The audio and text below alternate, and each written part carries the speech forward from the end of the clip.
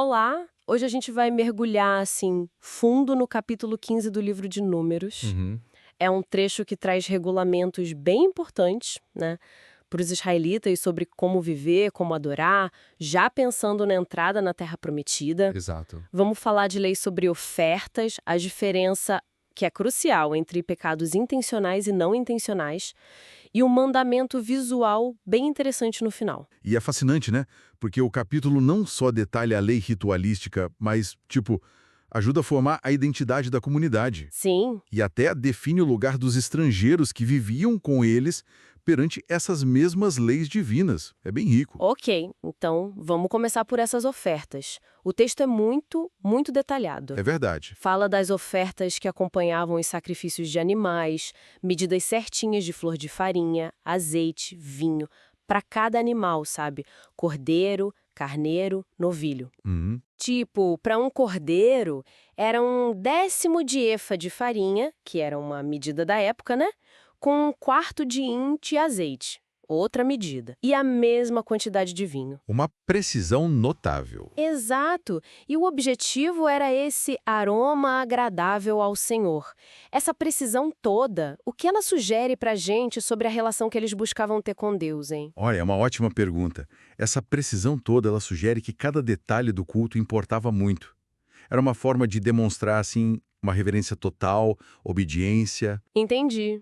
E um ponto muito importante, que aparece tanto nessas leis de oferta quanto nas de expiação que vem depois, é a igualdade, né? A paridade entre israelitas e estrangeiros residentes. Ah, sim, isso é bem destacado. O texto repete várias vezes: haverá uma só lei para vocês e para o estrangeiro residente. Isso mostra uma ideia de comunidade de fé unificada, todo mundo sob as mesmas regras divinas. Bem significativo para a época. É verdade. E falando em regras para todos, o texto depois muda o foco, né? Vai para a intenção por trás das ações. Uhum. Faz aquela distinção bem clara entre pecados cometidos sem querer, por engano, talvez ignorância, Isso, e os pecados desafiadores, aqueles feitos de propósito por rebeldia mesmo. exatamente. E essa distinção teologicamente é fundamental.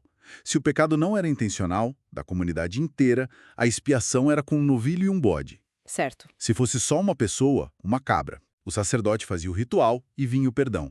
E, de novo, a mesma lei valia para nativos e estrangeiros. Mostra que a falha humana, quando não intencional, tinha um caminho de conserto, né? Dentro da aliança. Perfeitamente. Tinha uma solução prevista. Mas aí, para o pecado intencional, o desafiador, a coisa é bem diferente. O texto é duro. Muito duro. Diz que quem peca assim, blasfema contra o Senhor, desprezou a palavra do Senhor. E a consequência? Drástica. Ser eliminado do meio do seu povo. É. Não tem sacrifício que resolva, a pessoa carrega a própria culpa. Sim, porque aí a questão central é a atitude do coração, né? Não é um deslize, um erro. É uma afronta direta à autoridade de Deus. Uma rejeição consciente do pacto. A gravidade está nessa rebeldia clara. E para ilustrar essa gravidade toda, logo em seguida vem aquele caso chocante, né? Do homem que foi pego apanhando lenha no sábado. Ah, sim, esse é forte. Levam ele para o Moisés, para o Arão, ele fica preso um tempo esperando. E a ordem de Deus vem direta, que toda a comunidade o apedreje fora do acampamento. E eles cumprem. É impactante a severidade, sem dúvida. E ajuda a gente a entender, assim, a centralidade e a rigidez da lei do sábado naquele momento específico, né? Na formação do povo. Entendi. O contexto ali. Isso.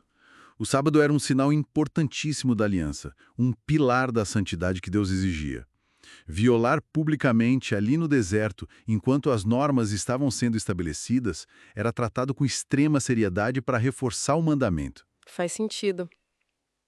Bom, mudando um pouco o tom, o capítulo termina com um mandamento diferente, focado mais no dia a dia, na memória. Uhum. As franjas. Isso. A instrução para fazer franjas, os tzitzit, nos cantos das roupas, com um cordão azul em cada uma. E o propósito é explícito, né? Sim, bem claro. Ao ver as franjas, eles deveriam se lembrar de todos os mandamentos de Deus para obedecer, e não se desviar seguindo os impulsos do próprio coração, dos próprios olhos, O texto usa até a expressão não se prostituam. E isso é fascinante porque mostra o uso de um recurso visual tátil mesmo, como ferramenta para memória religiosa, para a prática da fé no cotidiano. Uma ajuda concreta. Exato. As franjas funcionavam como um lembrete diário da identidade daquele povo. Eu sou o Senhor, o Deus de vocês que os tirou do Egito, e da vocação deles à santidade. Era para manter a lei presente ali no dia a dia. Muito interessante.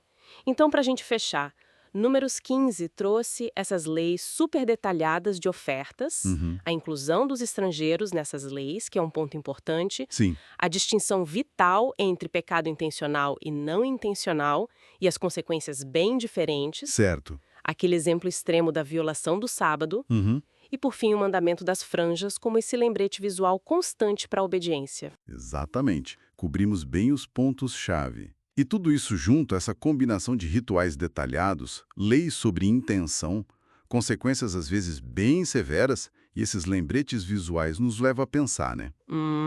O que tudo isso sugere sobre a natureza da relação que Deus estava moldando com a comunidade israelita naquela fase tão crucial da história deles. Fica aí uma questão para a gente refletir.